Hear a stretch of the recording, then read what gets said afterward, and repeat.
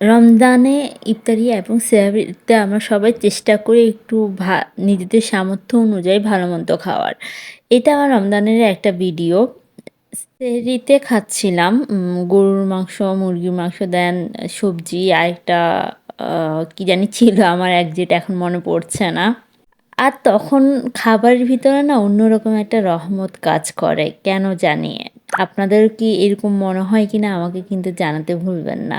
আর রমাদান মাসটাই তো রহমতের মাস। ওই মাসটাই খুব দ্রুত হলো চলে যায়। চোখের পলকেই মনে হয় যেন মাসটা শেষ হয়ে গিয়েছে।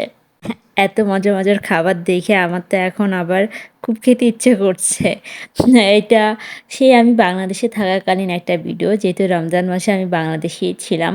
আর এখন তো এইসব খাবার অনেক, অনেক বেশি মিস করছি। তারপর খাওয়া-দাওয়া শেষ করে পুডিং খেয়েছিলাম। এটা আমার ভাবি বানিয়েছিল। পুডিংটাও বেশ মজা ছিল। আমি খুব বেশি মিষ্টি পছন্দ করি না। হালকা মিষ্টি সবসময় পছন্দ করি। আর ঠিক ঐরকমই হয়েছিল। সো এইজন্য হলো পুরোটাই খেয়ে নিলাম। কারণ বেশি মিষ্টি হলে আমি আবার খেতাম না হয়তোবা রেখে দিতাম। বা যেটা হালকা মিষ্টি ছিল পুরোটা খেয়ে নিলাম। তারপর এই তো কথা বলতে, বলতে চলে আসলো সেহরির সময়। সেহরিতেও খাবার খাচ্ছিলাম। আমি না রমজান মাসে বাসায় যদি কখনো ইফতারি করি, দেখা যায় যে আমি ইফতারি খুব একটা করি না। হয়তো একটু শরবত খাই, একটু খেজুর খাই, খেয়েই নামাজটা পড়ে আমি ভাত খেয়ে ফেলি। কারণ মুড়ি মাখানো ওইসব আমার কেন জানি খুব একটা ভালো লাগে না। আমার কাছে দেখা যায় নামাজটা শেষ করে আমি ভাত নিয়ে বসে যাই, ভাত খেয়ে ফেলি। আমি খুবই ভাতপ্রিয় একজন মানুষ। কি আর বলবো? মানে ভাত না খেলে আমার কাছে মনে হয় আমার পেটের ক্ষুধা হলো রয়েই যায়।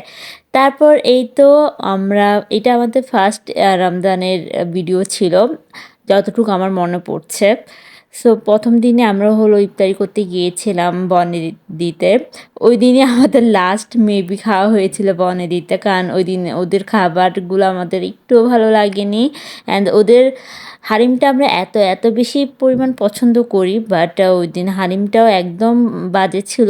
দ্যাটস ওয়াই পরে আমরা আর ওইখানে যাইনি। তারপর আর কি খাওয়া-দাওয়া শেষ করে ইফতারি শেষ করে বের হয়ে গিয়েছিলাম ফুচকা খাওয়ার জন্য। কারণ আমার এত পরিমাণ ফুচকা খেতে ইচ্ছা করছিল। আর রিক্সায় বসে, বসে হলো আমি চকলেট খাচ্ছিলাম।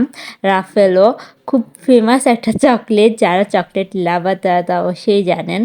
এই তো এইভাবেই কেটেছে আমার রমজানের ১ম দিন। আপনাদের কার কীভাবে কেটেছে অবশ্যই কিন্তু জানাতে পারেন। যদিও সেটা অনেক, অনেক দিন আগের কথা।